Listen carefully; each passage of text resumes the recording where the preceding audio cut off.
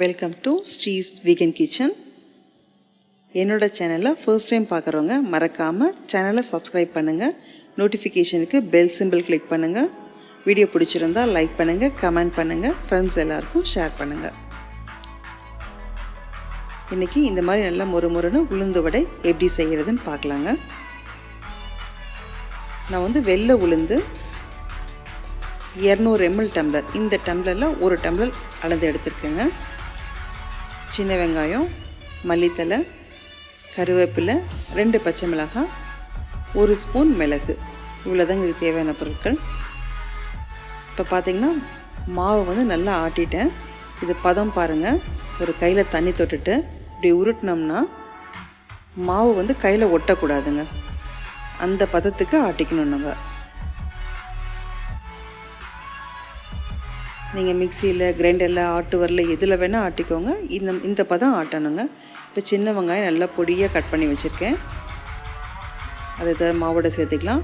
பச்சை மிளகாய், கருவேப்பிலை, கொத்தமல்லி எல்லாமே இந்த மாதிரி பொடியாக கட் பண்ணிக்கோங்க. அதே மாதிரி பச்சை மிளகாயை ரவுண்டாக கட் பண்ணுங்கள். கொஞ்சம் பெருசாக கட் பண்ணிட்டீங்கன்னா சாப்பிட்றவங்க சில பேருக்கு பச்சை மிளகாய் ஒத்துக்காது. அப்போ ஈஸியாக வெளியே எடுத்து வச்சுட்டு சாப்பிட்டுக்கலாம். இப்போ உப்பு சேர்த்துக்கலாம். உப்பு எப்போவுமே கடைசியாக தாங்க சேர்த்தணும். ஆட்டுறப்போ உப்பு போட்டுற வேண்டாம்.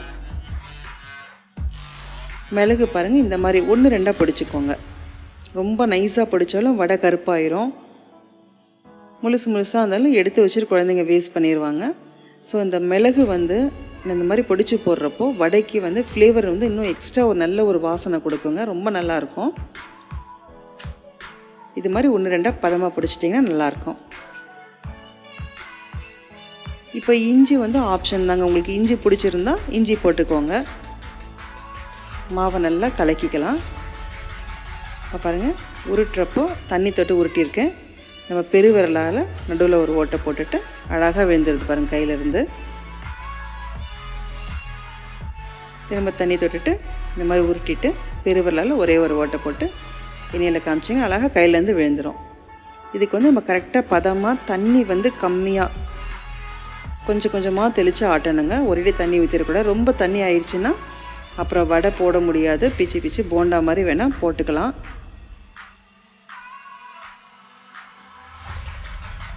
இப்போ நான் 200 ml டம்ளர் காமிச்சேன் இல்லைங்களா, அந்த ஒரு டம்ளருக்கு நம்ம இந்த சைஸ் வடை போட்டிங்க அப்படின்னா 20 வடை கரெக்டாக வருங்க உங்களுக்கு.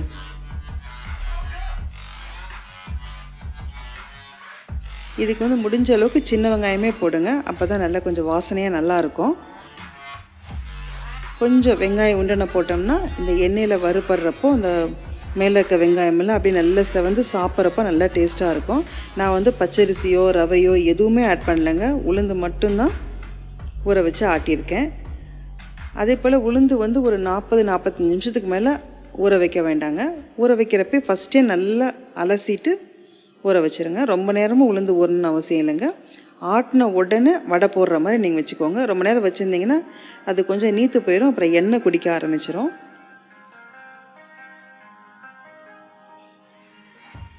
ஸோ நல்லா கொஞ்சம் செவக்கட்டுங்க 2 பக்கமும்.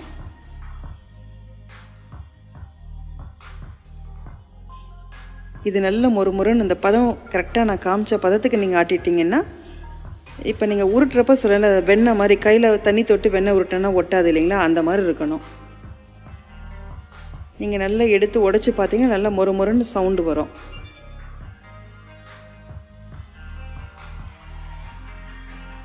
நீங்கள் ஃபர்ஸ்ட் டைம் ட்ரை பண்ணுறப்போ கொஞ்சமாக நான் காமிச்ச டம்ளர் 1/2 டம்ளர் மட்டும் கூட போட்டு ட்ரை பண்ணுங்கள்.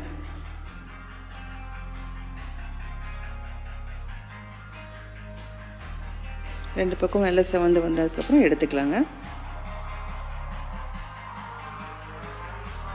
அதே போல் எண்ணெய் நல்லா காஞ்சதுக்கப்புறம் தான் வடை உள்ளே போட ஆரம்பிக்கணும்.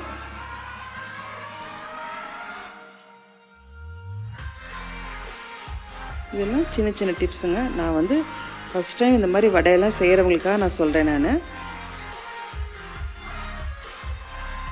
பாருங்கள் இவ்வளோ அழகாக வந்திருக்கு. இது கண்டிப்பாக நீங்கள் வீட்டில் ட்ரை பண்ணுங்கள்.